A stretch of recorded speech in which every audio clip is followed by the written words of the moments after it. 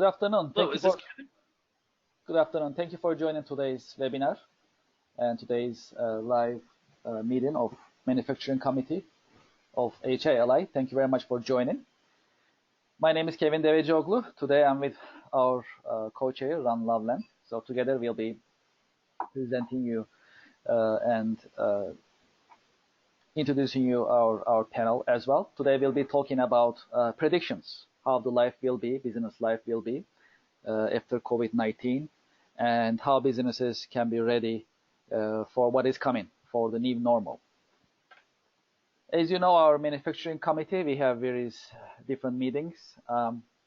Our basic mission is to help manufacturers thrive in Long Island, New York area. And we do this by organizing factory tours, organizing educational webinars. We also organize roundtables, and we also organize panel discussions just like today to help manufacturers and professionals to share information and insights in these, I will say, interesting times. So as you see on the screen, we also have a website that you can visit on HILI's official website. We have a page, and our calendar, our events are also on the calendar of HILI on HILI's official website. So we enjoy working with manufacturers as well as manufacturers, and as you know, we meet regularly on monthly basis. This month we're gonna have two different meetings. One is today, and one is coming tomorrow, I believe. Ron will be sharing some more information with you shortly, I hope. Also, I have to also share some information about the group.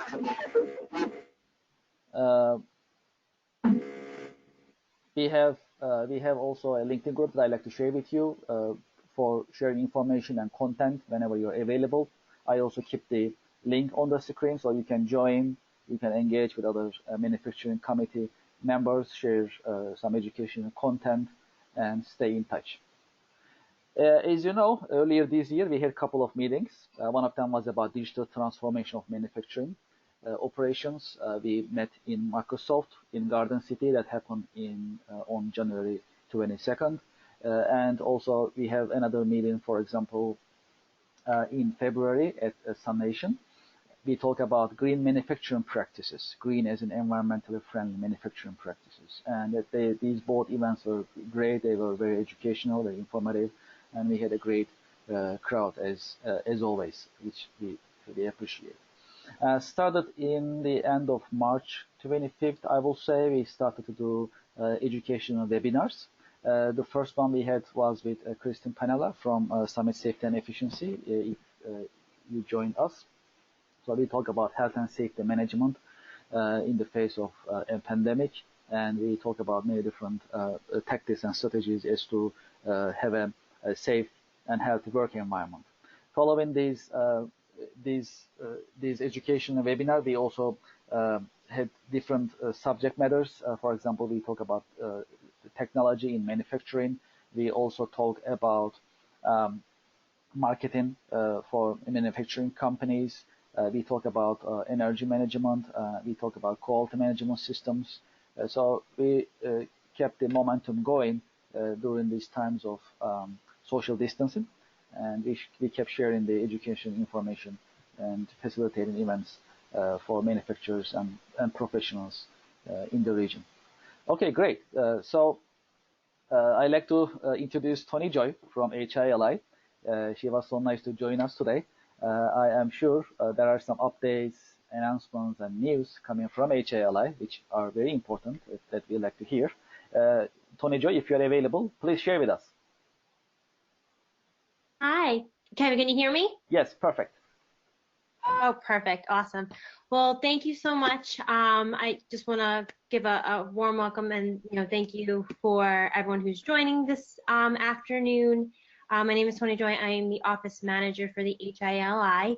A big thank you to both Ron and Kevin. They have been doing a phenomenal job with these programmings. I've heard just some really wonderful feedback, and again, as you all may know as well, it's so important that we're continuing to update you and the business community about what to look forward to and things as it relates to this pandemic. So thank you both so much for that. Just a couple updates that I did want to share in regards to what the HILI has been working on. We've been working closely with the state and the SBA, as well as the Suffolk County COVID-19 task force to keep the business community informed on developments of this pandemic. So hopefully you've received a lot of the critical updates and information emails that we've been sending out, just relaying that message. We've had some wonderful webinars and programming with the SBA and SBDC, as well as last week we had a webinar from with Congressman Lee Zeldin, who provided us a little bit more information about what the next the relief packages look like, things like that. So again, really trying to have these robust programmings to help give you guys as much information as possible. We do have some upcoming virtual programs that you can partake in. Tomorrow, actually at 9 o'clock, we have our information meeting. It'll help give you some ideas as far as what you can do with your membership right now. We have some wonderful virtual offerings that we are providing for our members. So it should be a great time, as well as an opportunity to connect and network with some other people. And then we've introduced Happy Hour Fridays, which I'm excited about. So it's through our Zoom platform, and it gives, it's 3:30 to 4:30 on Fridays we're meeting, and it allows, again, it's more of a relaxed atmosphere, but again, gives everybody an opportunity to just talk with one another and again, communicate. And we've been having everyone come to these happy hours and bringing some motivational quotes or songs to share with the group, just to, again, kind of keep everything light and positive. So we've been, you had a great turnout the last 2 Fridays. So if you are interested and able to join us this Friday, we'd love to have you.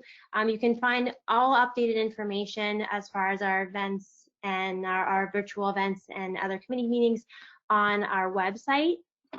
So if you have any questions, you can certainly go there.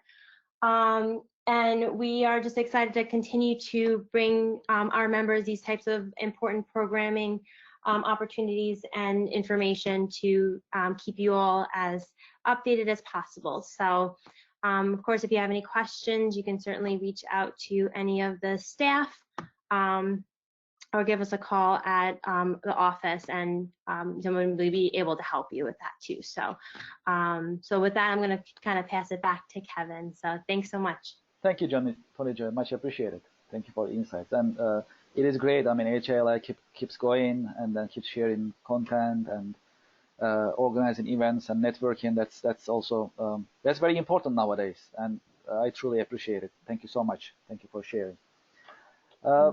Ran, before we jump to our panel, would you like to talk about our next meeting? What is coming up? Yeah, thank you, Kevin. I just wanted to highlight the next meeting coming up next Wednesday, the 13th at 8:30 in the morning. We have an outstanding panel of manufacturing executives here from Long Island. Anchamonka Moore, who is HIA board member, as well as owner and president of GSE Dynamics. Robert Kuffner, president of Designatronics in Hicksville. Bill Nyland, who's director of manufacturing at Electro Industries Gauge Tech. Chris Jakubowski, who's the president of Royal Products right here in Hauppauge. Jane Van Vechten, who's the EVP of Framerica in Shirley.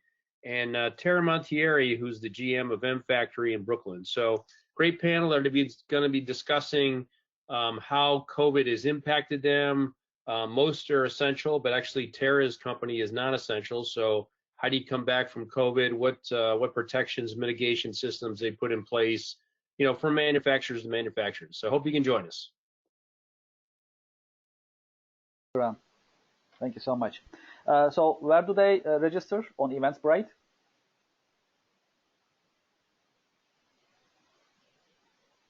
Must be on the. All right, that's they can register either on the HIALI calendar website, or they can also register on the Eventbrite. But HIA is the first stop for registering for the meeting for next Wednesday, the 13th, 8:30. Hope you can join us. That sounds great, Ron. Thank you so much. Appreciate it. Yes, we do our best to keep HILI's calendar updated. We work close with Tony Joe and Team HILI together to have the latest current updates available in the on the calendar of HILI. So, yes, so we'll keep moving and we keep basically activities together, and we move on. So let's see what we have. We have a grand panel. I decided to call it grand panel because it really looks grand, and that is great. So this is I'm very excited. First of all, thank you so much for being in the panel. To our panelists, in a short time, we put it together. That's a great. That's actually the value of HILI. I mean, the great professionals. Everyone is experts in certain fields, and we can come together, manufacturers, professionals, and we can share educational content, informative content together. That's a great opportunity. Thank you so much. So what I like to do is I like to make some introductions. And as I made the announcement, we don't use presentation today. The only presentation you'll see is this presentation. So we'll have the conversation, we'll have the discussions. That is what we decided to do. I don't know about you, but I miss talking to people, right? I miss actually networking. So that's a great opportunity for us to really, connect. So I'm very excited about this. So let me introduce our panel. I'll do the introductions and also, and then we'll start the discussions in a live manner. So first of all, let me introduce Alex Kvartirov. He's a member of HILI. He is a PMP and he's the owner of Emrys Consulting. He's a certified ISO 9001 lead auditor. And he has a lot of experience in project management and aerospace coming from Parker Hannifin Corporation. And he is currently consulting for ISO certification for companies in achieving and maintaining ISO certification. And he is also a partner for digital transformation for Bimser solution products. Alex, thank you so much. Welcome. Thank you for joining our panel. Let's continue. Chris Colicchio. Chris is our close colleague from HILI. He has over 20 years of experience in IT industry. He worked with various companies in various industries, providing services to keep their organizations running smoothly and securely. In addition to being the CEO and founder of TechWorks Consulting in Ronkonkoma, New York, Chris is also a co-chair of the HILI Technology for Business Committee and a HIPAA certified security professional. We work very close with Chris in the HILI community, and we always appreciate his insights as we always do. Chris, welcome to the panel. Let me introduce Frank Langro. He is currently leads a multinational team, is the director of product market management for the numeric automation products at Festo. Festo is a manufacturer in the field of automation, numeric and electromechanical technology for over years globally and close to 50 years in the United States. Frank represented Festo in multiple areas in support of the advancement of automation and in particular fluid power. He has participated in the development of national and global standards as a member of the National Fluid Power Association.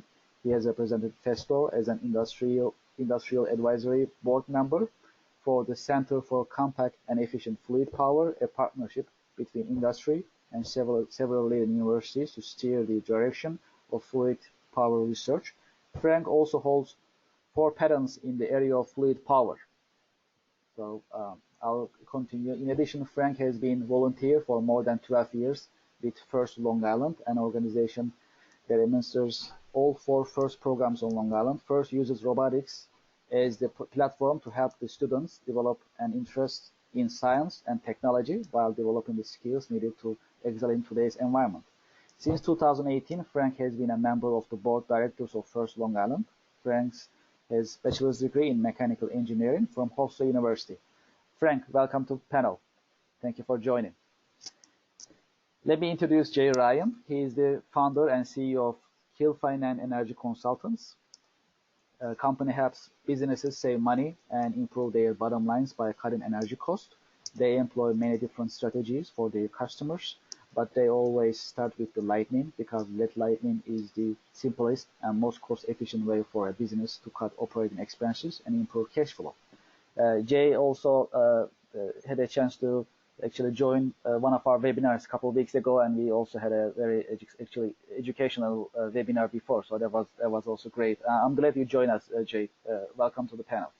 Let me introduce John McHugh from Brainstorm Studio. Brainstorm Studio is a marketing agency.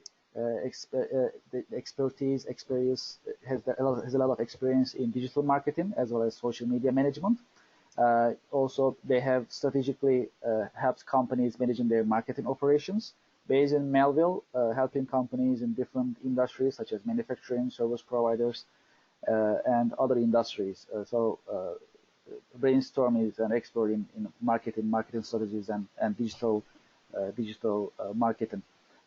If you remember, I will say 2-3 weeks ago, we also had a educational webinar with John, and he talked about how to use digital marketing technologies, social media, and he also shared a couple of use cases with us in manufacturing industry. That's very insightful.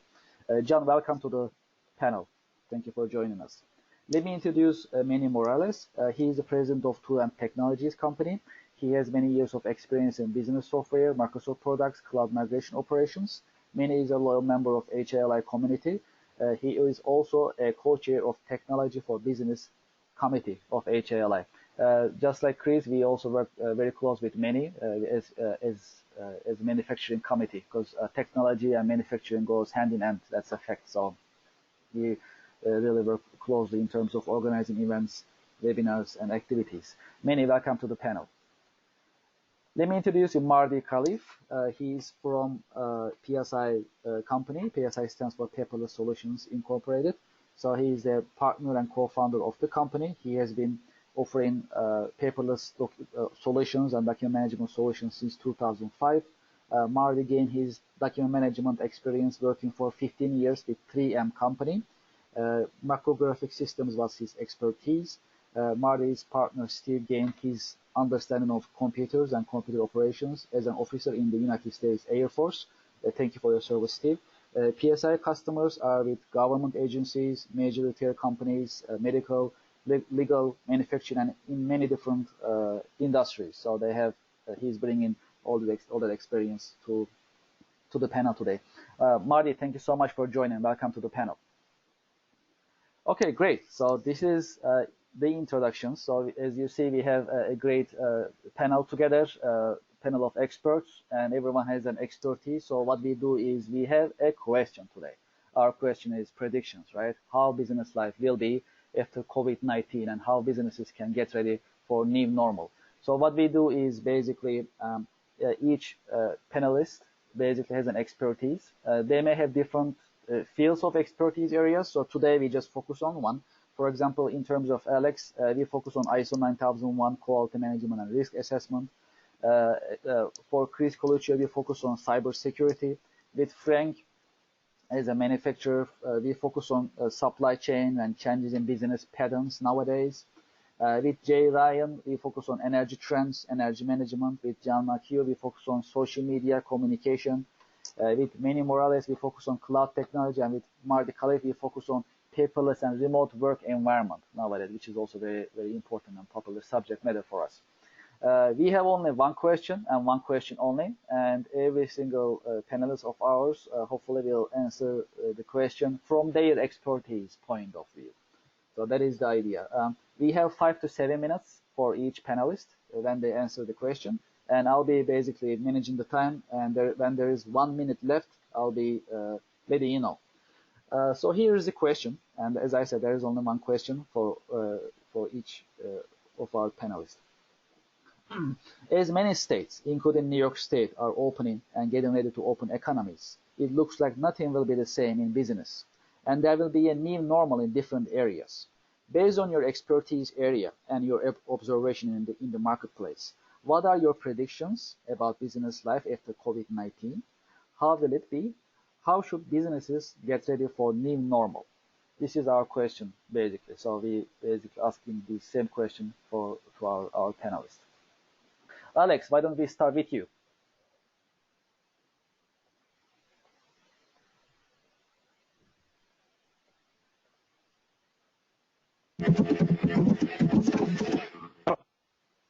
Okay. Okay, I think, Yes, yeah, I can hear you. Great. can you hear me now? Perfect. Floor Okay, is yours. great. All right. Well, Yes. Thank you. thank you very much, Kevin, for inviting me to join this panel. I think it's a very interesting topic. It affects all of us, and I'm very happy to contribute what I know in the area of quality management. And well, today, obviously, I'm not going to talk about ISO because I think everybody is aware of what it is.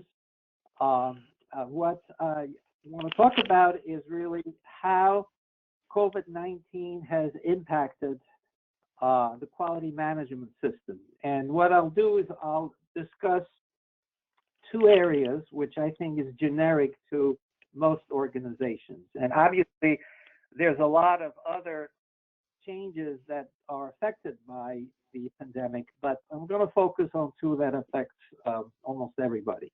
And obviously, part of ISO, and what my discussion is about is not just on ISO 9001. It really affects all of the ISO standards. So one requirement for ISO is risk assessment. And the organization must always consider what kind of risks are facing the organization. And I'll bet 3 months ago, very few, if no organization, thought about a pandemic and what to do in case it hits us. Obviously, it did. And if most organizations are not prepared, it's not too late to think about it now, what to do as far as how to manage your quality management system. So the two areas I'm going to talk about is, one is the transition to working remotely. So in this particular case, I'm going to assume that's a manufacturing company.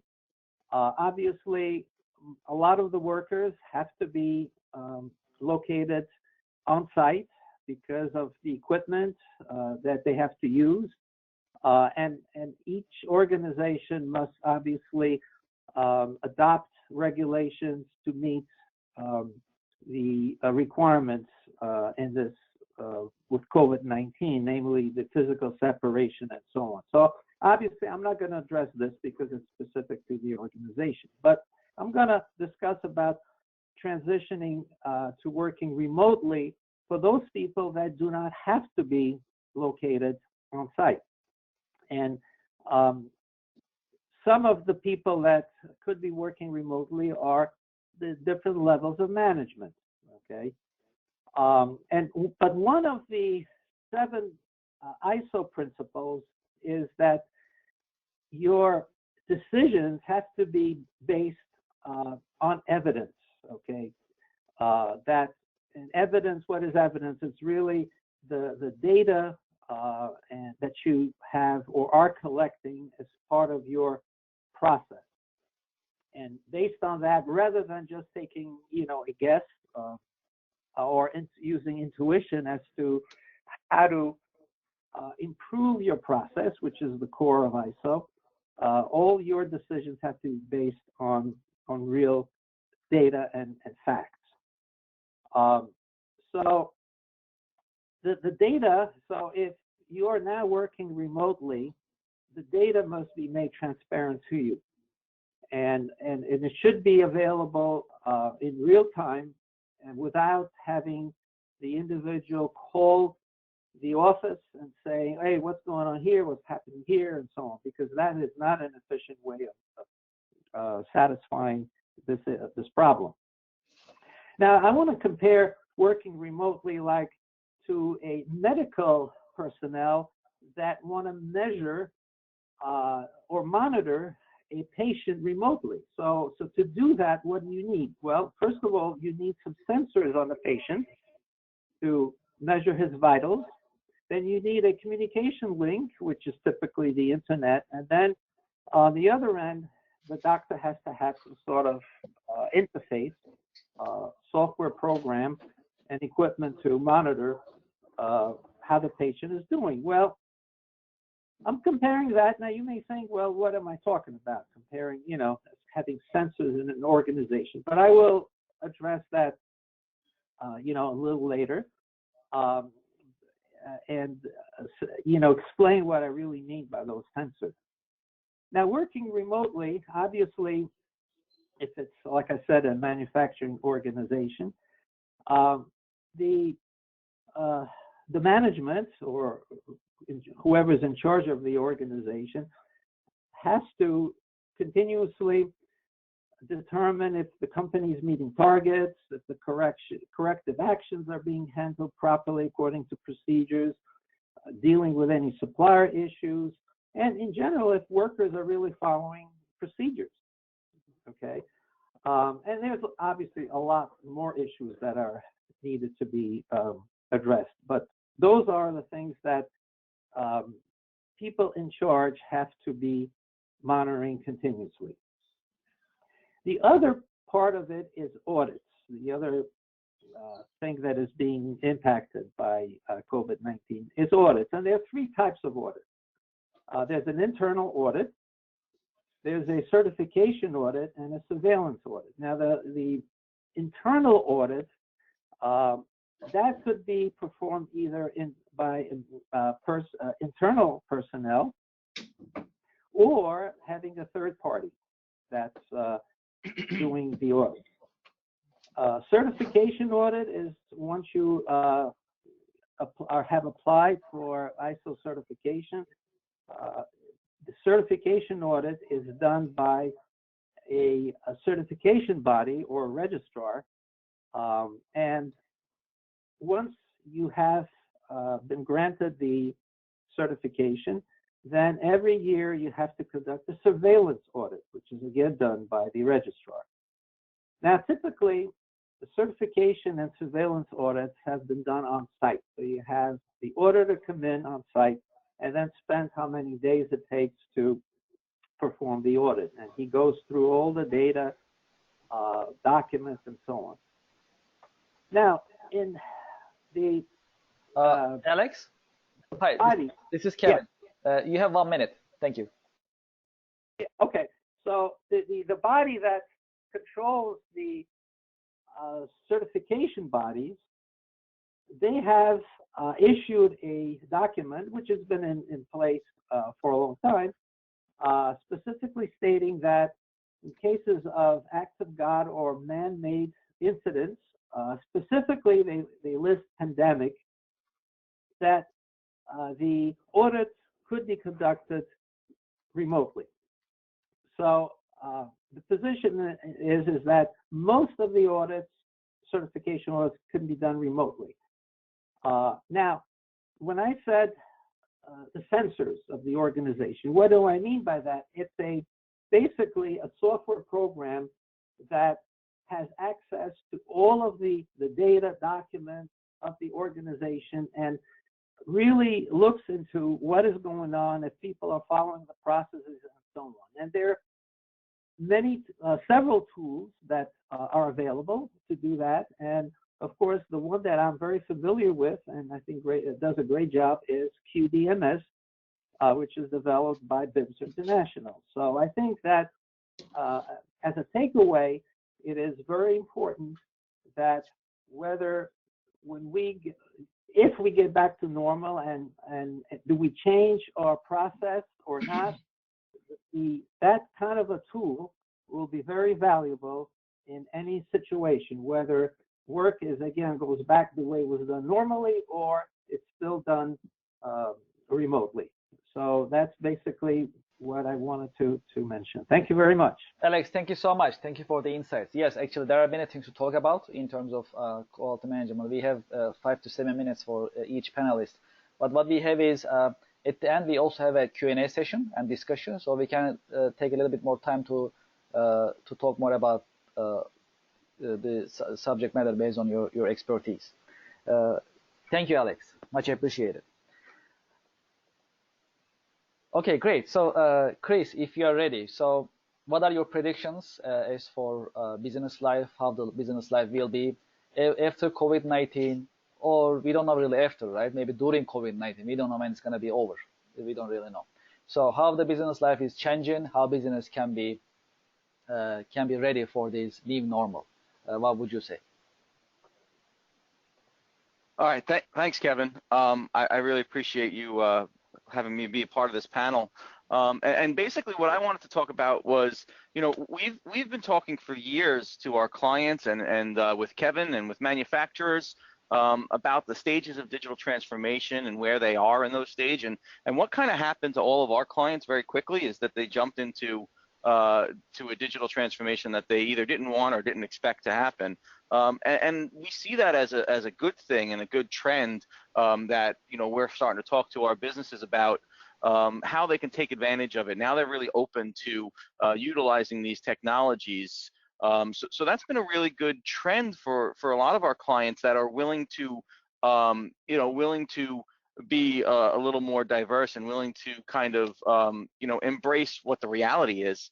So that's a good thing. But we also see coming along with that is that some of our clients jumped into it and not really are prepared to swim.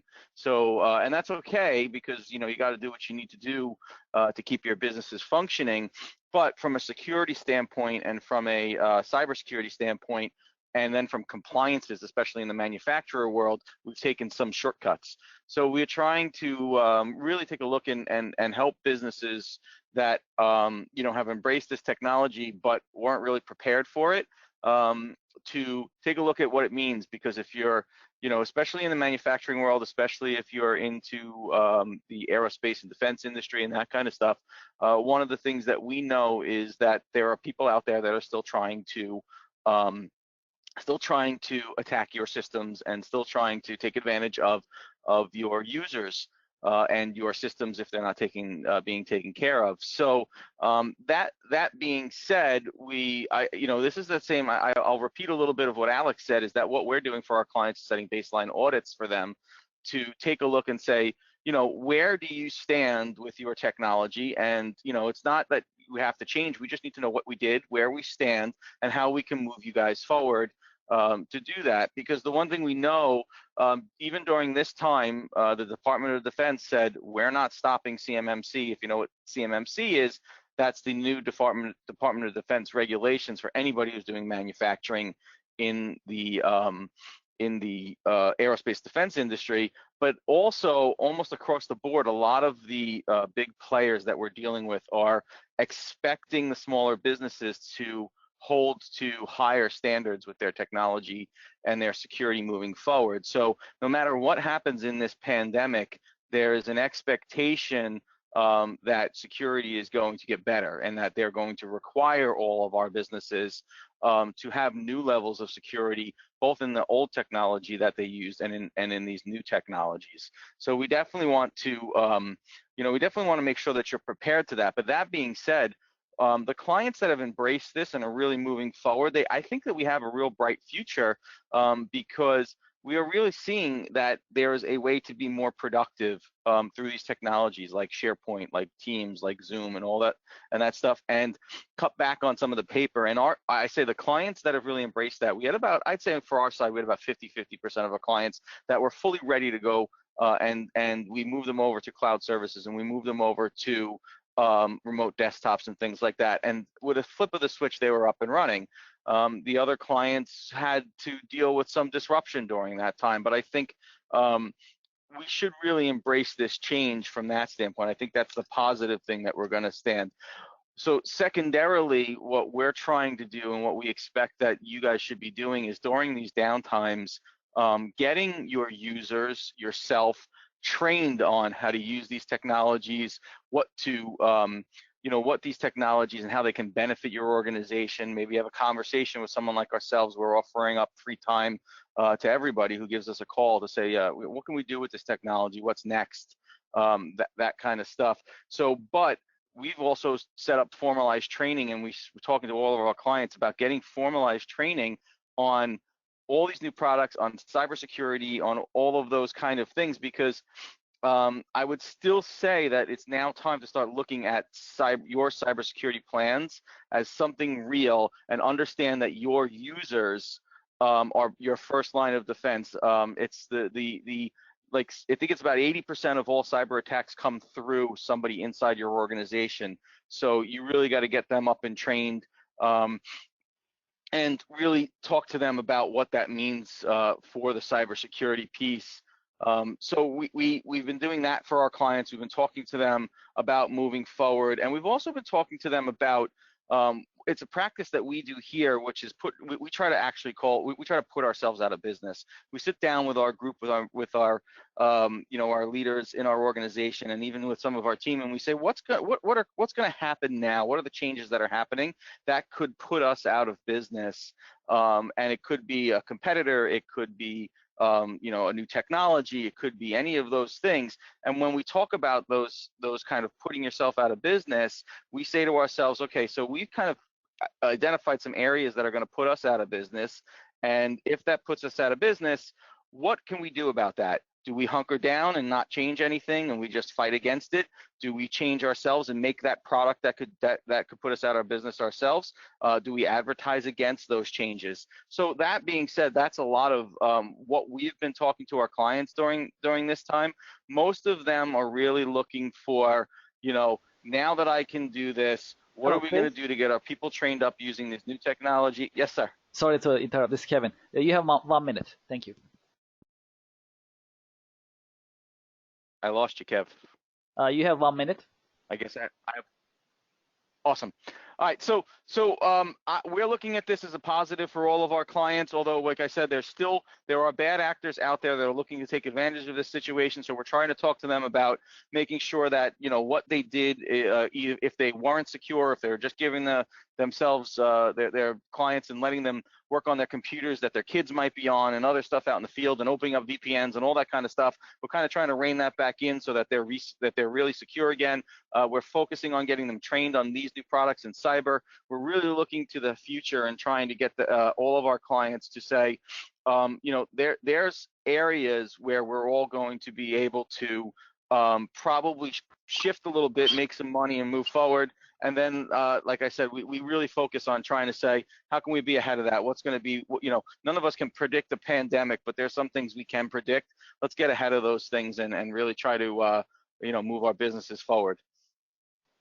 Thank you, Chris. Thank you very much. So based on what Alex mentioned, also what you mentioned, it's also touching to, I believe, risk management, risk assessment in a way. Like thinking about what may happen. Yeah, I mean, and yeah, you're right. So that's very important for companies. Baseline assessments. That's where you get to know what you don't know. Those baseline assessments are when you do them correctly, it really adds a whole level. It really gets you to that place where you say, oh, I didn't even know that, and it opens up a lot of eyes. Very important. And I think as for business life after COVID-19 or during COVID-19, I must say the risk assessment. I mean, sitting down, just like you mentioned, with the team of your colleagues, basically thinking of what may happen, and if that happens, what's going to be the contingency plan, right? Like a plan B on the site. Yeah, and so that's very exciting. In our case too, just as a side note, in our case too, we even brought in somebody else outside of our field to take a look at what we're doing and tell us what might put us out of business as an extra piece to our panel, to say, you guys keep talking, because you're internal in your own heads and you keep talking about the same thing, and to have somebody you trust from the outside telling you that you're kind of, sometimes we're stupid or that's a good idea, that was so powerful. Yes, you're right. Just like Alex mentioned, having in a way that auditor, for surveillance purposes, getting a second opinion in a way, what is going on and what may happen, basically. So that is very powerful. And another thing that actually you mentioned is, like until now, maybe many companies were running on paper, literally on paper. We see it all the time. Yep. If you're on paper right now, you are pretty much stuck, basically. You cannot go to work. If you go to work, you need to pick up whatever paper that you have. You need to carry it home or something. I don't know. Unless you are able to work remotely right now, the business is pretty much stopped. I mean, that's tough. So right now, I think what we found with a lot of those companies that were on paper is that they quickly moved their stuff around, but they're disorganized. They have stuff on their own desktops and everybody else's desktops, and they're all sharing through emails. And so they've been able to shift to the digital a little bit, but not very effectively, not very efficiently, and also not very securely, because they don't know where everything kind of went. So they've moved over some of their stuff digitally, but it's all over the place. In rush, you're right. You're right. Yeah. Yeah, maybe, yes, you're right. Maybe, maybe this can open up, new doors for companies. I mean, it looks like working remotely is going to be here for a while. That's how it looks, because we don't know how it's going to end. So that, like many companies can, get used to it, get training. I think it's a good time for getting training right now in that sense. I agree with your points. Very, very helpful. Very helpful. Thank you, Chris. Thank you, Chris. I Thanks. appreciate it. So I'd like to invite Frank Langro from Festo. Frank, so from the manufacturer's point of view, so you have expertise in automation, the technology, and manufacturing. So from your point of view and from your expertise area, how the business life will be after COVID-19, and how businesses can get ready, and how you are seeing the business life right now. What are your takes? Sure. Well, thanks, Kevin, for having me on this panel. Already some great insights from Alex and Chris. But, it's interesting. I mean, this is obviously it's a tough question because things are just changing dramatically. And if you take a step back and you look at when this first broke, everybody was looking at this as a supply chain issue, right? They were wondering about how are they, parts from China, are their suppliers impacted? And looking at it from that perspective, and how quickly it escalated from a supply chain issue to a people issue, and to the point where I think we see, unfortunately today, companies' actual survival, in question because of the impact on their people and their businesses. So it's changing rapidly. I think the one thing that we can say is that business will be different. There's no question about it. It will change. And, so what the points I'd like to hit on is, I think there are three key points that I see from our business area in manufacturing, and that's the impact on supply chains and how they get reconfigured post-COVID-19. Also, what will manufacturers do? Because how are they going to keep their workers safe and productive in the event of another situation like this? So they have to be prepared, better prepared than we all were for this first go around. And then also, how do we interact with the other companies that we deal with? How do we interact with our customers? Those are three big points that I think come out of this. As far as the first one, supply chain, I think, whenever there's a disruption, it also creates opportunities. And for companies that are prepared, they can find new niches and new places to play in the business world. So already, even prior to COVID-19, you saw some small changes going on. You saw some improvements in the manufacturing world in the US from reshoring. That was driven mostly by some increased costs and also some risk in doing business overseas and in foreign places. Cost to bring product over, questions about quality control and topics like that. And with the rise in automation, companies here in the US were able to be more competitive and enable them to bring some of the manufacturing back to these shores. I think, Alex pointed out about risk, and supply chain is clearly a risk area, and companies will have to evaluate that very closely, whether it creates dual supply chains or looks to strategically relocate supply chains. That's certainly going to be one outcome. What will manufacturers do in plant to keep operations running? I think this is another very important topic. I mean, and we're seeing, again, from like the food producers, the issues that they're facing with just in the way they're set up and how they produce those products. Like in the meat plants, for instance, there's a high level of manual labor where people are placed very close together, and that's obviously not a good situation when you have a virus being passed around from people to people very easily. So I think this also opened up an opportunity to look at automation, where you can spread people further apart. You can take some repetitive tasks that are somewhat mundane and put some automation behind it to basically be able to keep the plants running on in a situation like that and keep the employees safe, which is really most important. The other thing, I mean, actually, I read in the newspaper today. I think it was Cambio invested just recently $800,000 in automation and robotics because of the demand for them to produce antibody testing. So, there's companies that will be able to take advantage because of the need for more products and look to enhance their productivity through automation. And the other part that I did want to hit on is how do we interact with our customers? And, what we see here is that Festo is an essential business in that we're supplying parts into food producers, into laboratory diagnostic companies. And what we're seeing is that, we're able to continue to do business, but remotely. So there is the digitalization aspect that was mentioned a little bit earlier. More and more people, this was a trend anyway, in terms of digital journey by customers and how to select products and how to interact. In that, a lot of times people are already using a digital journey to start to narrow down their suppliers of choice and things like that. And it's only going to happen more and more.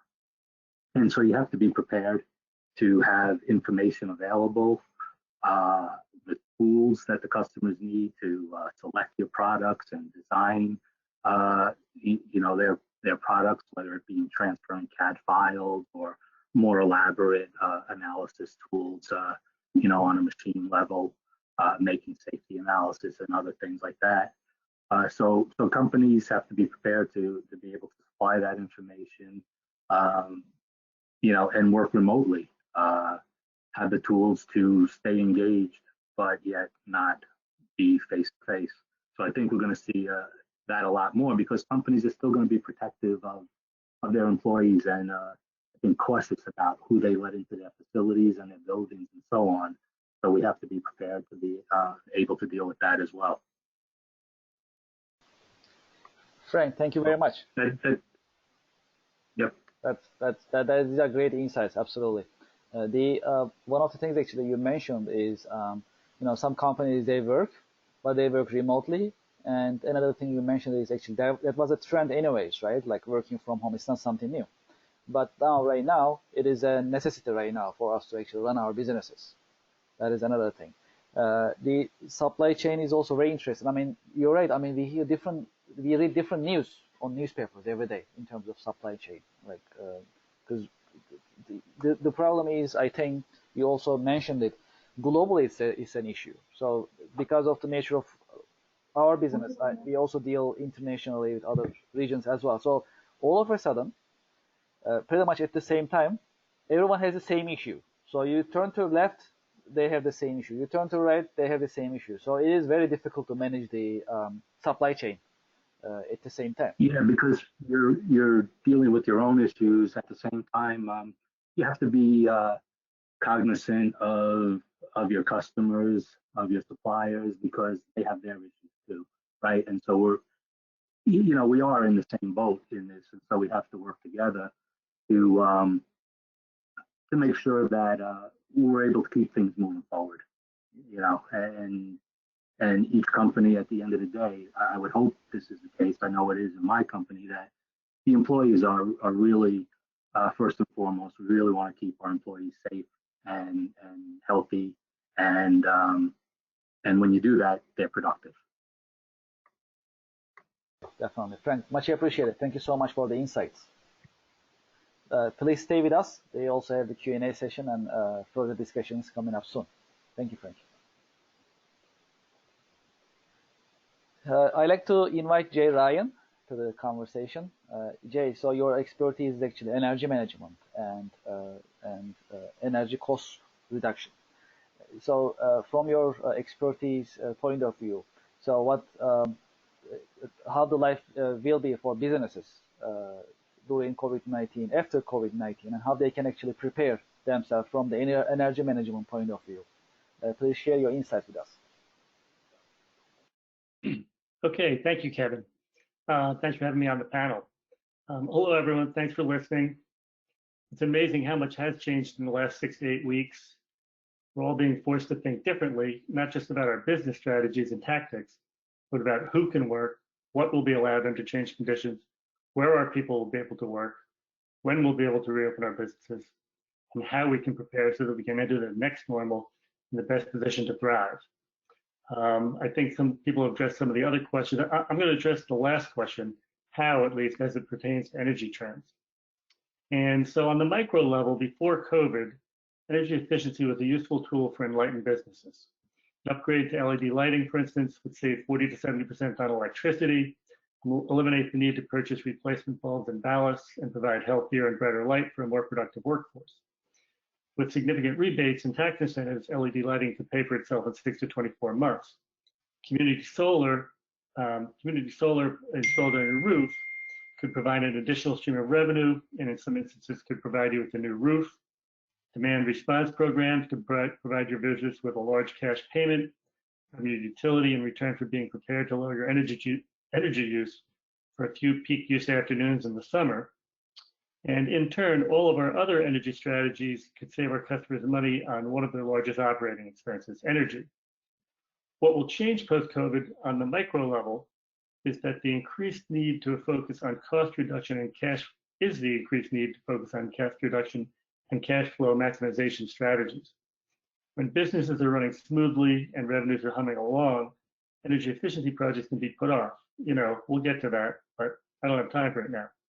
But after months of reduced or no income and struggling with liquidity issues, many businesses will absolutely need to find areas where they can lower operating expenses and free up cash flow.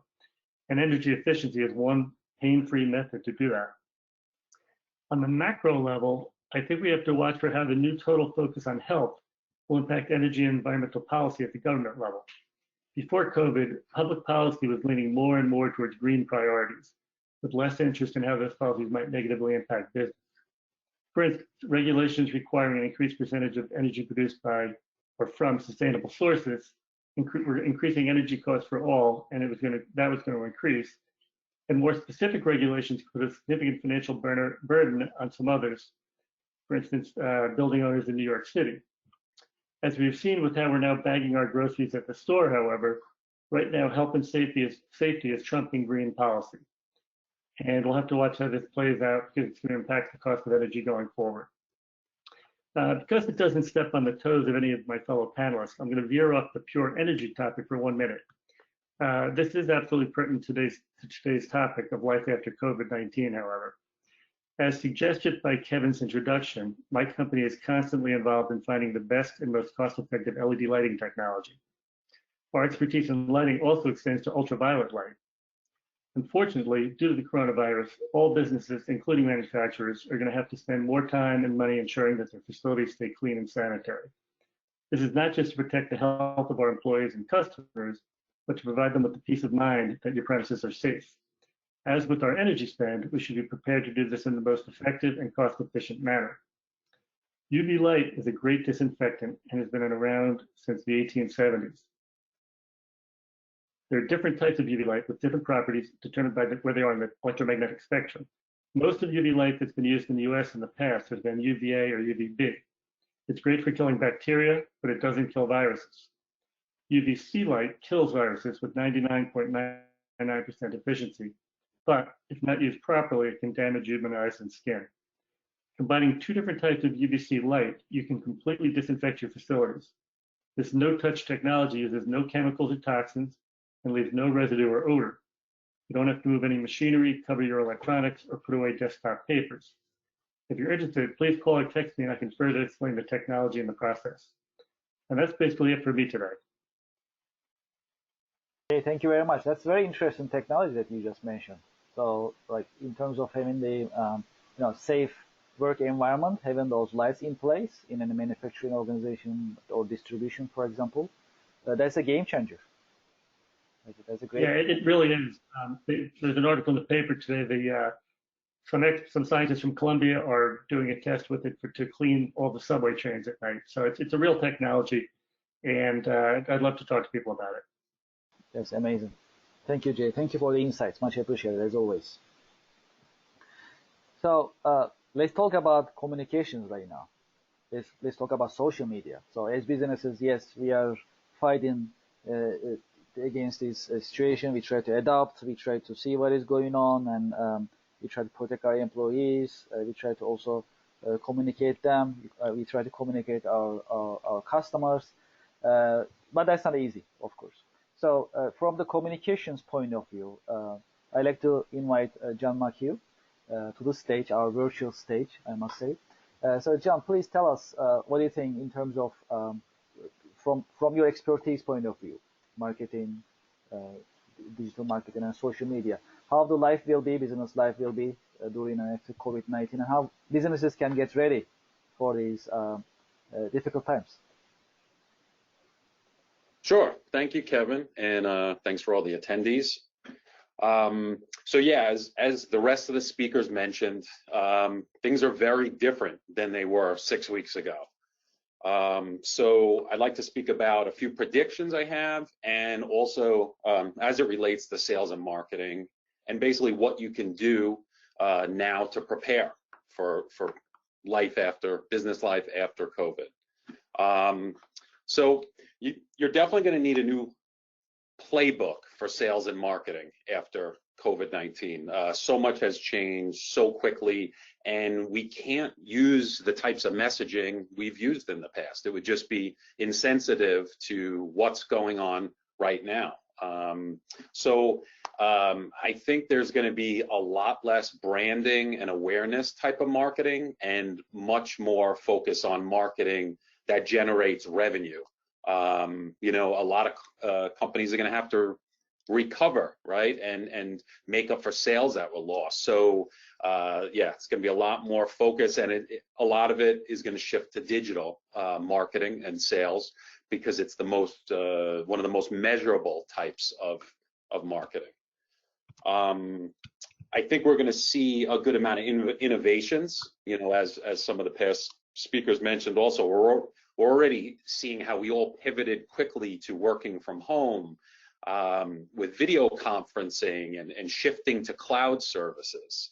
The same is going to happen with marketing, and we've already seen an uptick in a lot of these types of services, helping our clients shift from manual processes. Spreadsheets on desktops to track sales is not going to work anymore. Shifting to CRMs and automated sales sequences and dashboards to monitor our sales activities, and then automate responses to clients. If they fill out a form on a website, they should be in a nurture sequence and receive related emails over a period of time. And a much greater focus on analytics and automation, as Frank spoke to. So another thing is that, obviously now we can't be in person, right? And manufacturers traditionally rely on a few big trade shows or industry events a year to generate their leads, right? Those sales leads that they're going to, nurture into sales all year. It may be a year from now before, full big scale industry events are going to happen. So, what are you going to do with that budget to reallocate it to make up for those leads for your sales team? So here's my recommendations on kind of how to use some of this downtime and things you can do to prepare for life after COVID. So what we're doing for a lot of clients that were in that situation and lost trade shows and very important events, is we're shifting to digital campaigns. Google ads are great lead generation campaigns as long as they're run correctly, and you monitor them. LinkedIn is, obviously we're all on LinkedIn, great B2B platform, and also has a lot of advertising and lead generation types of ads and ad platform to use there, especially if you use technical content like engineers would like, white papers, technical documents, things like that. Great on LinkedIn. Improve your website, right? I'm sure there's some people on your staff that may have some downtime right now. So why not have them look over your website? Is your messaging accurate? Are your product offerings updated? When it comes to selling products, can you move some of those sales processes online? We actually had a client that used to produce a very large-scale in-person event every year. They're a distributor, so they would bring various manufacturers there and have all sorts of incentives. If you buy a certain amount with a certain manufacturer, you get a discount. If your order total is a certain size, you would also get a discount. About 3 to 4 months ago, it was actually pre-COVID, which was almost like they had a crystal ball. They asked us to bring this event online. They didn't want to invest in the space anymore, in the catering and all these expenses. So how can we reproduce that in-person event online? And we did this, and it went on in February during all this craziness, when all this just started, all the fear. And this online sales event actually got close to the amount of sales than their in-person event did, and a fraction of the investment. So buyers went online to an online portal and purchased through an e-commerce shopping cart. It was private, invitation only. All the incentives worked, and it was such a shift for this very traditional company to do such a digital transformation so quickly, and it was a great success. So think about that. Is there any things that you do in person that you could shift to online? Hello, John. Many of us. You have 1 minute. Thank you. Okay, great. Many of us want to increase our search engine rankings, right? Technical buyers, engineers, they search for very technical phrases, long tail phrases in Google search, right? That requires us doing SEO, but SEO and content, all that, it takes a while. It could take 6 to 12 months to get some results. So why not start that now? All right, start preparing for what's to come after this. Social media, improve your thought leadership, post articles and educational content on LinkedIn. We all have great networks, so definitely interact, and maybe even host a webinar series. Kevin and the group got to this really early and really, took our in-person breakfast meetings and turned this into great virtual sessions. And I'm sure in your industry, you see a lot of this going on. Attendance is way up. Website traffic is way up. So think about how can we maximize this engagement. And that really concludes what I want to speak about. And all I can say is from the past, I mean, I've been doing this 18 years. We work with a bunch of manufacturers and technology companies. Is the companies that shift to digital and invest in sales and marketing during downtimes and tricky times like this, they come out stronger and they come out ahead of their competition, because other companies are, unfortunately worrying about paying the bills and things like that. The ones that have a little to invest, or like we said, reallocate some trade show budgets, they're going to come out stronger because they're going to capture that market share for when this all turns around. Thank you, John. All right, and that's all I have. So thank you. Thank you. That's great. That's Sure. a great insight. Absolutely. So the focusing on our digital marketing efforts as well as our CRM, how we are handling our customer relationships, sales relationships, sales operations in a digital environment. Also, you mentioned webinars nowadays is a great way to communicate with our target market. I agree with your findings, by the way. That's what we are seeing with the webinars. In addition to other than HLI related webinars, we also do webinars for our own business, for example, regularly. And you're right, that definitely the attendees, we get more attendees than before, more interest than before. They ask more questions than before, so they are more responsive in general. The market that we have than before because of the times right now we are in. Everyone using online tools more than before. It's easier to access them digitally. I was talking to one of our solution partners. They're actually nationwide. They're almost in every single state. So they used to do a lot of travels, a lot of business trips. They used to visit their prospects, customers. Anytime there was an opportunity, they hop on the plane, they go. That's how they used to be. But right now, that doesn't work that way. So right now they are thinking like how they're going to engage the customer. So we were chatting like the online is the only way. How are you going to talk to people? You cannot go to their office. They cannot come to you. You need to keep distance.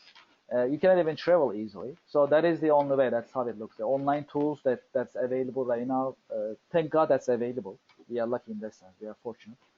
Now you also have a point like using them in the right way, right? So then putting them to work in a way that we strategize and then they work for us with a certain plan is, I think that's the way to go nowadays. Correct. Yeah, now it's a great time to just build your systems and your automations. So you can just be stronger later and have all those processes in place and stop all that manual work for sure. Appreciate it. So we move on with the next subject. Also, if you can do me a favor and if you can mute yourself, that'd be great. So we can have a better webinar experience. I hear some background noise. Please mute your microphones. Thank you very much. All right. So let's talk about technology a little bit more in terms of marketing.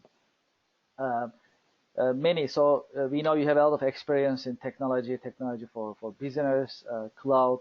We had a webinar with you before for HLI community. It was a very educational webinar, and you also came up with a survivor's guide for businesses during COVID-19. That was amazing. And so from your point of view, from a cloud point of view, from technology point of view, how the business life will be during and after COVID-19, and more importantly, how businesses can get ready for the new normal. Well, thank you, Kevin, and Ron, and the HIA, and I'm honored to be among all the talent that's on this panel. I'm amazed, and I've learned so much just in this sitting. Batting this far down the batting order, it's kind of like just don't ground into a double play. There's been a lot said, a lot of wisdom's sort of been passed along, so I'm going to do my best to maybe add to that. Kevin, as your question about life in COVID-19 world and the pandemic world, and once this is over, there'll be something like it later on. How do we prepare for it? So the topic of cloud, some of it is obvious, and some of it maybe not so much. The thing that I hope everybody sort of takes out of this is that what cloud brings really to the table is tremendous capability and capacity and flexibility, and a TCO benefit that was previously only in the realm of bigger clients and bigger organizations. They brought it in. Cloud has brought it into the realm of the small and medium-sized businesses. The security and compliance that it can enable, and you've got to buy into the tools and use the best practices that are there in front of you. But it allows you to adopt that sort of framework and do your execution of business in ways that you only used to only the big boys used to be able to do. Frank had mentioned the flexibility in the supply chain, throughout that. I think the new normal is going to require businesses to be more efficient, more creative, a little bit more diverse. Finding second sources and protecting themselves from these types of shortages. And what's come out of the COVID world is we've had to start thinking in terms of that. We've had to start, putting those sorts of things in motion and look to be more creative. John referenced that don't shortchange your sales force in this, that you've got these sales and marketing budgets that you might have used. Well, investment in something like a CRM system, Dynamics or Salesforce or something like that are in the cloud. That's an excellent thing. Something telling is the adoption of collaborative tools and things. Microsoft Teams now has like 75 million users on it. That's just it's an absurd amount of people that are daily users of Microsoft Teams. When it was literally a fraction of that, 6 months ago. And people are finding that those sorts of tools are essential to do business in this new world. So cloud enables a bunch of things. Remote access is only one of them. What we about a year ago, maybe a little bit more, we rely on cloud a lot. In our development practice, we will deploy out to the Azure cloud. Not to do a commercial for Microsoft necessarily, but we will deploy a lot of that into the cloud because of its resilience and just some built-in security and redundancy that just exists there. And we would be able to put forward the benefits on availability and those sorts of things. And one thing that was always stated was pandemic. And I'm like Alex, that I never thought I'd actually see something like that. But sure enough, here we are. So those clients that did even migrate their entire server infrastructure into the cloud made a very easy transition into working remotely, because it's literally like that URL that you go to, you're going to go to the same URL, but you're going to go to it from your PC at home. Chris brings up a good point that your kid's PC may not be fully outfitted to handle that sort of remote work, cloud or otherwise. There are, and security aspects being the biggest part of it, but that vehicle is certainly something that we all want to look at. That some clients went up in an orderly fashion, let's call it, and some of them went up when Cuomo said, you're going to have to start cutting your workforce. Oh, wait, I mean everybody if you're not one of these essential services. So it was a lot of people got thrown into the pool, and it might have been colder than they thought, but they figured out they were able to carry on with it, maybe not in the best sense, and some of that we're looking back to to do and to fine tune. I think the organizations that are able to rapidly deploy and adjust to supporting remote workers, they're going to have a definite advantage in the future for a couple of reasons. When things like this come up, it's also a drawing card for new talent. A younger talent may want the option to be able to work off site to get that family, home, and work balance a little bit better, and it gives the option of being able to do that. I think Frank might have stated that if you have to touch product, it makes it a little bit more difficult to do that.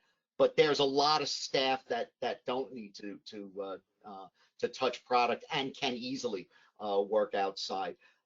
There's a lot of benefits to virtualizing your desktops. New term coming out like DAS, desktop as a service. It's a huge win because of remote access, but also that because the important stuff is happening out there, the real thing, the processing that you need horsepower for, it's not on a desktop anymore. So use a Chromebook, use a tablet, use something like that to stay connected and to do your work. So I think it provides those sorts of options to organizations to be able to keep going. with this lower cost. Yes, sir. Hi, Manny. This is Kevin. You have 1 minute. Thank Hello? you. Okay, thanks. Definitely the use of collaborative tools are something that I think they got discovered in the last 30 or 45 days, but you're going to see more of.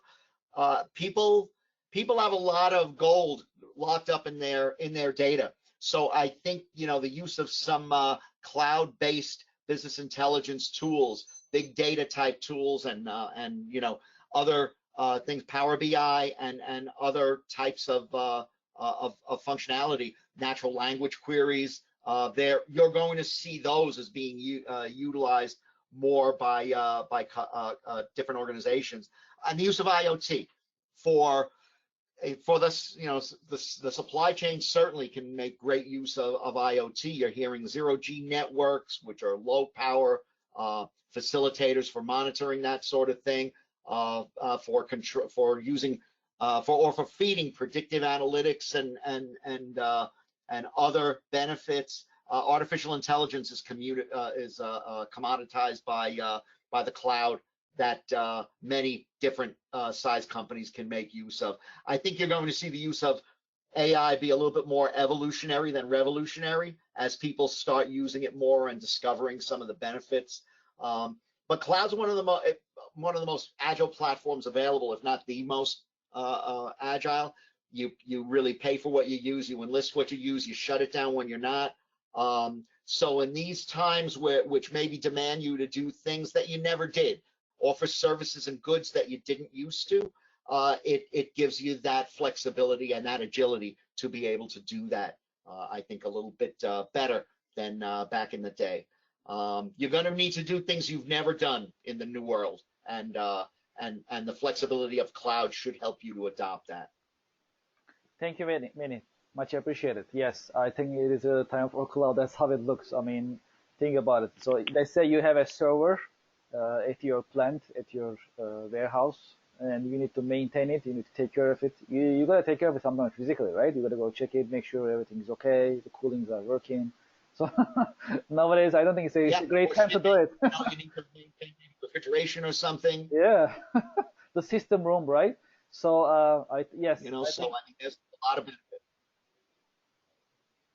Yeah, so definitely the cloud time for cloud is, I think, inevitable right now, especially. It's not a choice. It looks like a necessity right now. That's how it looks. Amazing. Exactly. Amazing.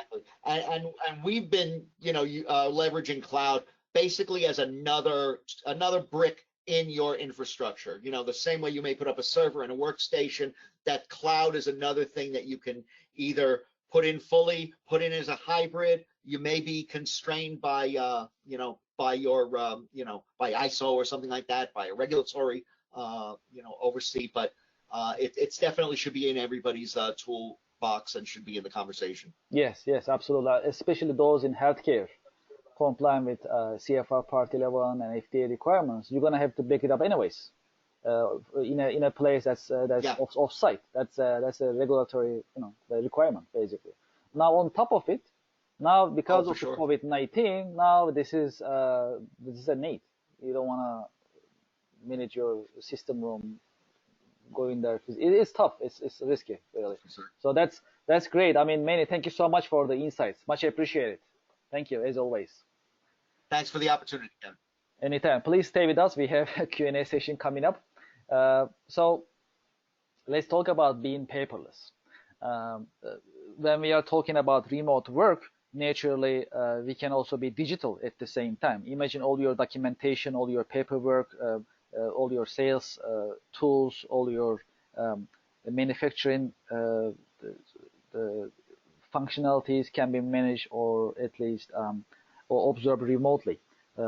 Monitor remotely, for example, with the smart sensors, just like Manny mentioned, or just like John mentioned, using CRM tools that you don't have to be in the office and you can actually access the data wherever you are. That's amazing. So let's talk about being paperless.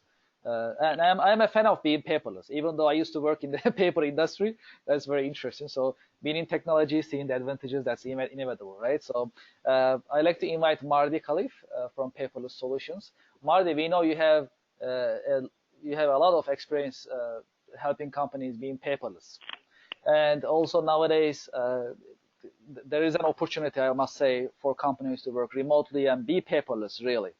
So from your expertise point of view, what is your take? What are your predictions? How the business life will be and are right now, actually, due to COVID-19? And how, more importantly, what type of suggestions, recommendations you will share with businesses for them to get ready for this new normal? Well, thank you, Kevin, and thank you for inviting me onto this prestigious panel. I'm honored to be here, and everybody has given some very informative information. Being, I guess, the cleanup hitter, I'll try not to duplicate what everybody else has said, but I'm going to try and answer three different points for this meeting. One was how business life was, or how we found business life before COVID-19. How the business life we think will be after COVID-19, and some practical ideas and suggestions. So first off, I want to start by mentioning that PDF, which has been around since 1993, which stands for Portable Document Format, even though it's been around for a long time, it's supposed to replace paper. Only 1 in 3 companies actually have any type of initiative to actually try and create a paperless environment. Now, we understand that paper will not actually totally disappear. There'll always be paper in our life, but we can minimize the use of paper, and by minimalizing, tough word for me to say, the use of paper will make companies more efficient. Just to give you some interesting facts, a typical office worker travels or takes about 61 trips a week to either the fax machine, a printer, or a copier, and filing costs on the average, about $20 a document. And in terms of space, a 4-drawer file cabinet, which holds about, let's say, somewhere between 10 and 15,000 pages, or 10 to 12,000 pages, costs about $1,500 a year to maintain. And when you open up a drawer, it takes up about 9 square feet of floor space, so it takes up a lot of space. And if you have a proper document management system, you'll eliminate all these storage space. You'll probably never ever lose a document, because document management solutions or document management software will allow you to search a document by any term, a number, a word, a phrase. So as long as you have some information, you will find that document. And because of that, most employees lose about 4 weeks just to search for misfiled or mislabeled or untracked documents. And these statistics go on and on and on. In terms of paper, the average business is growing by 22% a year just on paper usage a year. So it's using up a lot of paper. In fact, paper is the 3rd largest industrial polluter to air, water, and land in both Canada and the United States. And it would actually, if all the paper was thrown away in a year, you could make a 12-foot wall from New York to California. So there's a lot of reasons why you should use paper or should not use paper and go to a paperless type of solution. We had a client, a mortgage company. He had 3 off-site storage locations to store his documents, and it was costing him somewhere between $500 to $1,000 each storage unit. So it was costing him somewhere around maybe $1,500 to $1,500, $2,000 a year just to store documents off-site. And whenever he needed a document, he would take 2 people out of the office half a day just to go to the storage sites to find the information. So there was a lot of cost just to store the paper and retrieve that paper. So once he digitized those records and took them off-site, he saved all that money and time. Then he found out that he had some active files that he used a room just for storage. He scanned all those documents, and by scanning all those documents, he was able to retrieve that space, and he was paying a lot of money per square foot, and he was able to bring in 3 salespeople without having to rent additional office space. Then on top of that, his postage dropped because he was now emailing and faxing directly from the computer because all the information was in the computer. So he found a lot of advantages in terms of saving time, saving money, saving space, providing security to the documents. So why is only 1 in 3 companies currently only scanning their records? We're finding out that a lot of people just don't want to give up their paper. When we were younger, what would happen, our parents gave us crayons, we'd scribble on the walls, we scribbled on the floor, and we scribbled on paper. Then we went to school and we did our homework on paper, we handed in paper, and now we're being told to take paper away, and people have fear of that. I mean, you still like to go home and read the newspaper and hold the paper in your hand. So there's just that fear of losing that paper. But the advantages are just tremendous. And we found out that a lot of the reason there's objection is because management hasn't taken the stand that you must start going paperless. And that's the issue, is that management has to declare that that is the initiative of the company to go paperless. Once that happens, a lot of the employees may first not feel comfortable with the idea, but within 6 months of going paperless, if you told that employee you're going to take the paper away from them, they'll probably bite your hand off because they like the idea of having all the information available all the time. It makes their life easier, makes everybody's life easier.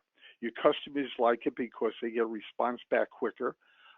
We had believe it or not, a insurance agent. He was a one-man operation.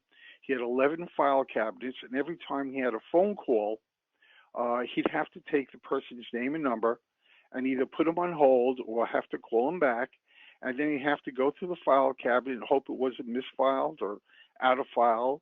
It was always on the bottom file drawer. He always found it was just tough handling his paper. So he scanned all his records, and by scanning the records, now when somebody calls, all he does is key information, up comes the file, answers on that person's phone call, and he's done with the problem. No longer is it a problem, no longer does he have to respond to it.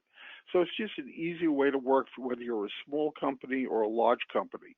In terms of a large company, distribution of information, you're always with the most up-to-date information that's out there because you're controlling what people have. It's not that people have files that they copied, they store in their drawers, and they always have the older information because they never update it. So in terms of life before COVID, it was harder for people to make the transition. The business life we're finding, we believe that after this COVID, is that companies are now regretting that they haven't actually scanned their important information, because if the information was scanned, they could work remotely through the cloud, be able to get all the information that they need and work very smoothly with their business. But I think what's going to happen is that companies are going to say, wait a second, we can effectively work remotely. We could probably save on office space. We could save on overhead expenses, and people will enjoy working from their homes. Generally, a person that works from their home, if they leave their house at 8 o'clock to get to the office, well, if they're still getting up at 8 o'clock, they're actually going to end up being putting in more work hours because they're home and they find it just easier to start earlier. Maybe they'll stay a little later and still have the basic family life because they'll work till 6 o'clock and still be able to do whatever they have to do. Hello, Marty. So we feel you have yes? you have 1 minute. Thank you. Okay, thank you, Kevin. So I think after COVID that people are going to look at working more remotely, having more people working remotely, assuming that employees will like it. Some people won't like to work remotely. They miss the comradeship of having people in the office. In terms of some practical ideas, I think if a company wants to go paperless, it has to head from start with the head of the company. It has to be a system. The concept has to come from the head, and they have to implement a plan on how they're going to go about doing it. Kevin, that's about it for me. Marty, thank you so much. Much appreciated. Yes, nowadays being paperless is a great advantage, actually, especially being able to work remotely. That's a great advantage. So great insights, Marty. Thank you so much. We never thought about how much time we will spend on finding documents in the archive. These are great insights for us to learn. And just like Alex mentioned earlier, that's for business community to make decisions on evidence, evidence-based decision making. I think these are great insights for us to learn. Okay, great. So much appreciated for the great insights. I mean, that was great. We all learned a lot. That's for sure. So this is the Q&A session. I know we may all have questions for each other and for our panelists. That's for sure. So I'd like to open the floor for asking the question. So there are two ways. Either you can type it in the chat box, or you can also share it by just speaking, unmuting your microphone. Also, Ron, before we jump to the Q&A session, would you like to add anything, share anything? No, I think it was very insightful. Thank you to all the panelists for contributing their special areas of expertise to the group. We appreciate the expertise shared to help all manufacturers here in Long Island thrive in the high-cost New York area. Thank you, Ron. So one of the questions that I got is actually for Frank. So from manufacturing point of view, so what we understand is, especially for food industry nowadays, so there is a shortage in meat, right? Because of the way that these manufacturers are working. So do you think there is going to be more automation will be needed or will be happening in food processing industry, you will think, Frank? Yeah, absolutely. I think in any number of industries where you take manufacturers are going to have to rethink their shop floor, really, how to provide a safe environment. And so any number of industries where you have large groups of people working side by side, how can they space that out? Can they use automation to assist the employees? Those are the type of things that they're going to have to consider. And so my belief is absolutely the answer is yes. You will see more automation in those areas. Yes, it's definitely how it looks in this because of the COVID-19. So let me turn to our attendees. Do you have any questions that you'd like to share with our panel?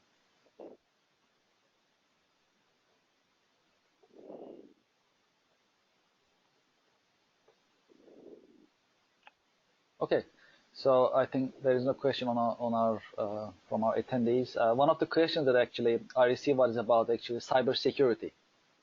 So, Chris, you mentioned about so some companies are actually rushing into digitizing their operations to be able to work remotely. So how they should approach this process from the cybersecurity point of view? Yes, you can scan many different things and you can just save them on a cloud environment. Is there a strategy that they should actually follow or steps they should go one by one, you think?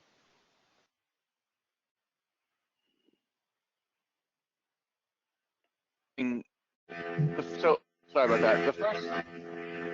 Something's loud. The first scenario that we deal with usually would be like setting the policies and that are expected, so that we take a look at what the standards need to be depending on what industry that you're in and what's going on. But certainly there's basics like having antivirus on every machine that's manageable and able, and not just the free version of software that we see people putting on, and using business class firewalls. But at the end of the day, you got to know where you stand and what is required of you. But we do see, especially it's kind of weird, especially in the manufacturing industry, that people are they're still holding on to their old technologies, and a lot of those old technologies, they might be CNC machines and presses and other stuff, and they have Windows 7 machines on them, and then or like I said, they have computers. Oh well, it's nice because they still work, but unfortunately they have security risks in them. So I go back to, and what we've talked about dozens of times, is you got to have an audit. You got to know where you are with this stuff. There's basics that everybody can do, and that's pretty easy.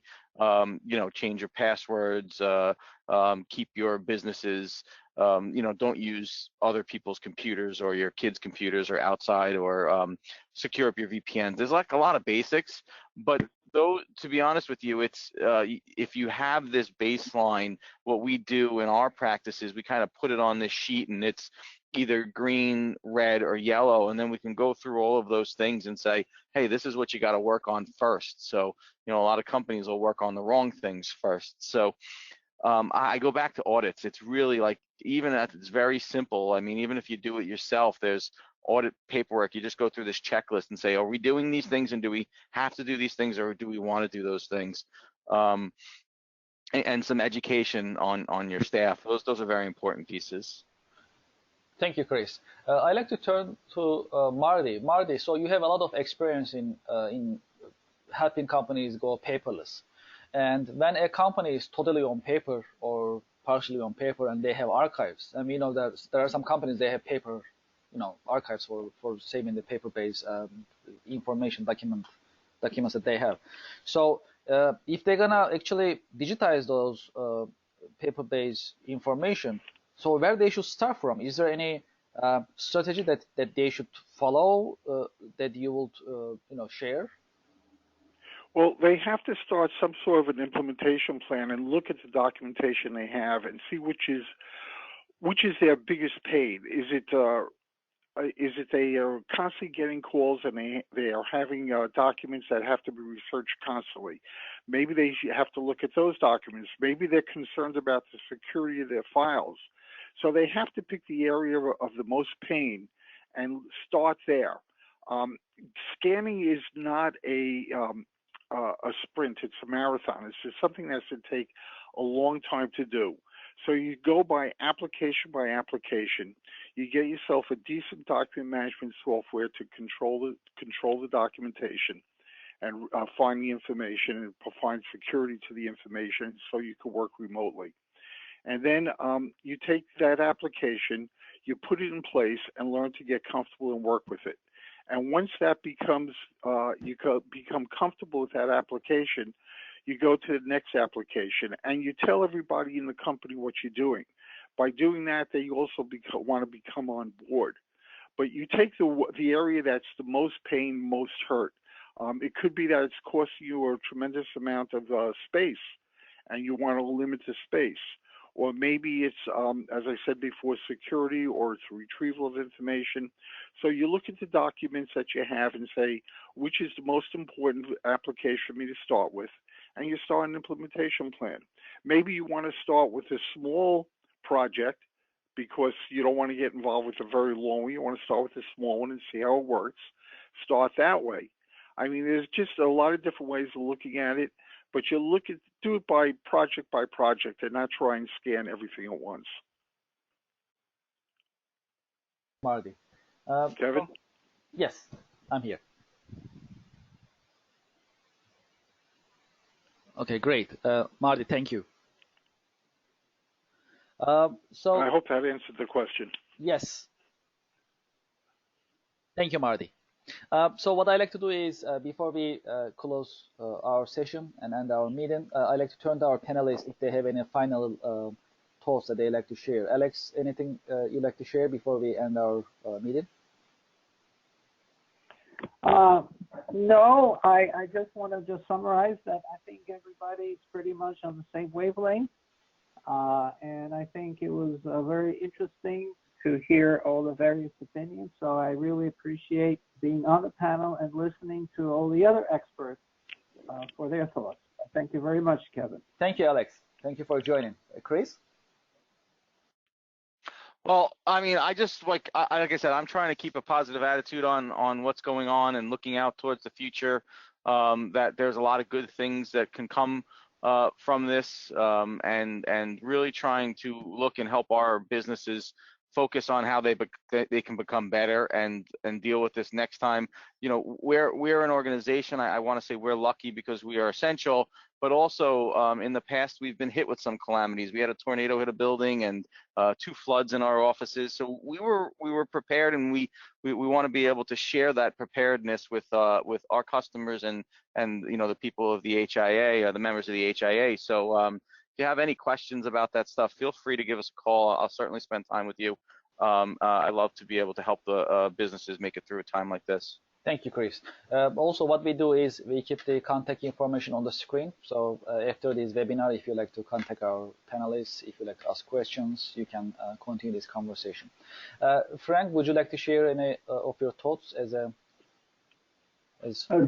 just thank you again for having me on this panel. I think it's you know, obviously it's a relevant topic for everybody, and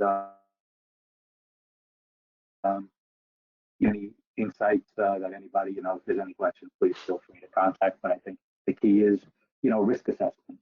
You know, always consider what if, and always think about how you have to reinvent your business.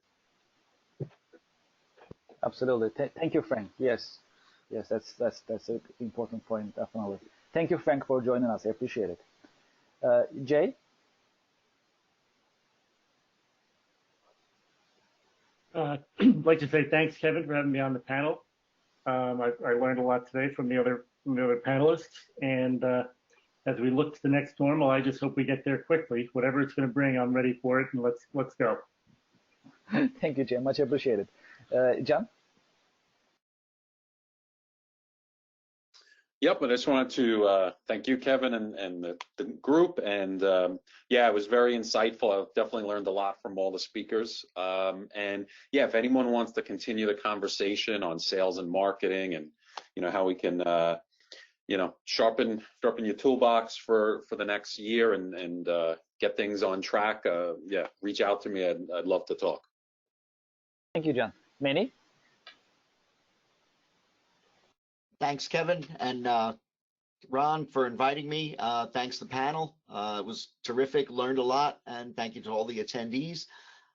Just remember, if it doesn't kill you, it makes you stronger. So, you know, we're all here. We're still kicking today.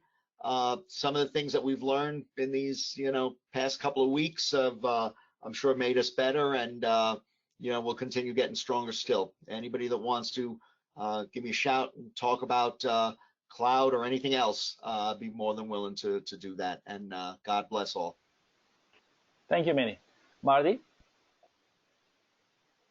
First off, I want to thank you and Ron for inviting me to the panel, and thank all the panelists for all the information they gave. And Kevin and Ron, I know it takes a lot of effort to do this, so thank you, and all the attendees that are listening. And I just want to say that, you know, this is a tough time that everybody's going through. And we're here today to help businesses operate more efficiently tomorrow. So if there's anything anybody would like to know about digitizing and scanning records, to give us a call, contact us, and we'll try and help them out. And just everybody stay safe and stay strong out there. Thank you, Marty. I appreciate it. I'd like to thank again to our panelists. Thank you for your time. Thank you for sharing your insights. We all appreciate you for sharing your thoughts, your ideas. I'd like to thank our attendees for joining us. Thank you very much. And we look forward to seeing you in our coming HALI Manufacturing Committee meetings. Thank you very much and have a nice day.